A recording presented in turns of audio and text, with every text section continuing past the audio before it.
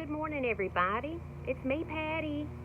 Today I am up a little bit early before I go to work, and I have some winter sowing jugs that I never got set out. The seeds that I started in these jugs, I never got around to putting them out. So I just have a few stragglers here that I want to get in the ground. Maybe they'll grow. But I have a few empty spots in this garden bed that I want to put something in, just so the ground is kind of covered. Because if you don't cover the ground with something, Mother Nature will cover it with weeds. So I want to get it covered up. But let me show you what I have. Y'all have heard me talk about the winter sowing method, and I like it a lot. I think it's fun, something fun to do in the winter time, and it's inexpensive. It's just you buy seeds and put them in a milk jug like this. Well, you get a milk jug, you cut it from here all around to here and leave the handle attached so you'll have a hinge. You put potting soil in it, you dampen it, you sprinkle the seeds in it. Ooh, lost my top. You put the top back on it, tape it up, leave the cap off of the jug, and set it outside in the wintertime. And when it's time for your seeds to germinate, they will, and they'll sprout, and you'll have healthy looking seedlings when it comes time for you to set them out. And you don't have to worry about what you call hardening the seedlings off, because they're already adapted to the climate, because they've been growing in the elements ever since before, when they were seeds. But anyway, I didn't get all of my little seedlings put out, and I have a few here, including I have 2 little coneflower seedlings in this. I have already had a whole mess of foxgloves that I already set out, and here's a few little foxglove seedlings. I'm going to put those out. I have 3 little basil seedlings.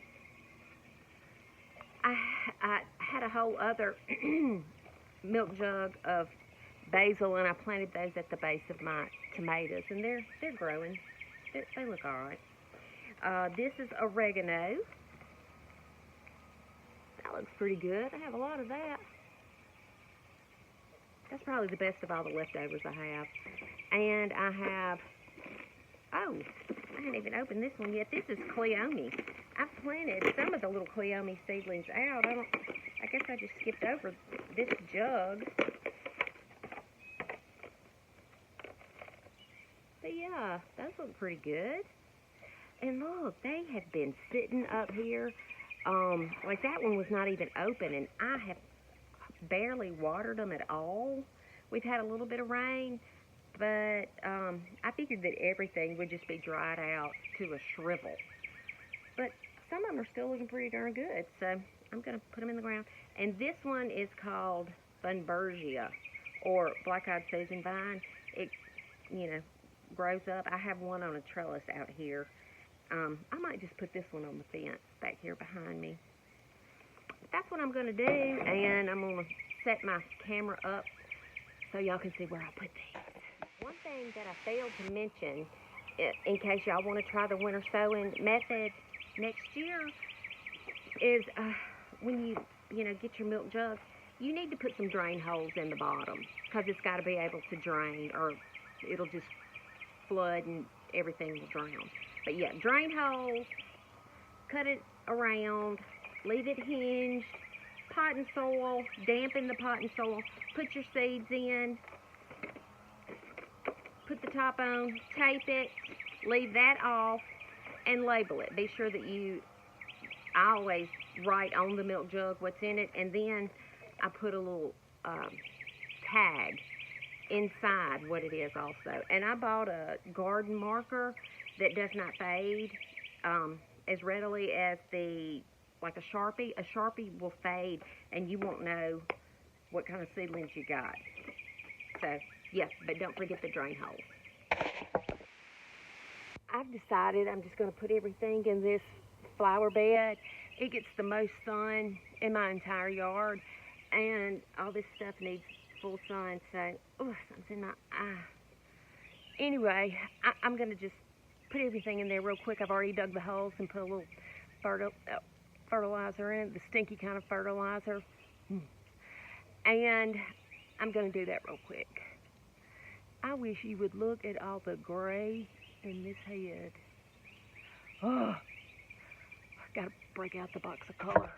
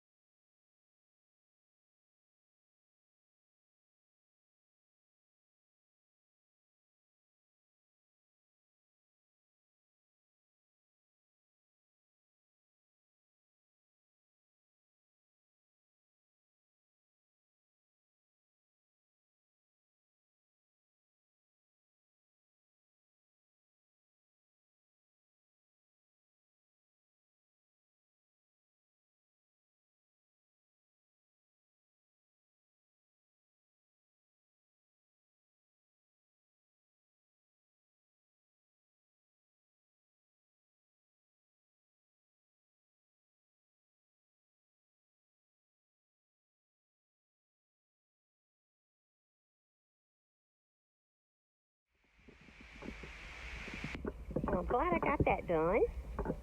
I don't know if those little seedlings will do anything, since it's kind of late. But they're a lot better off in the ground than they were in those milk jugs. They were just languishing.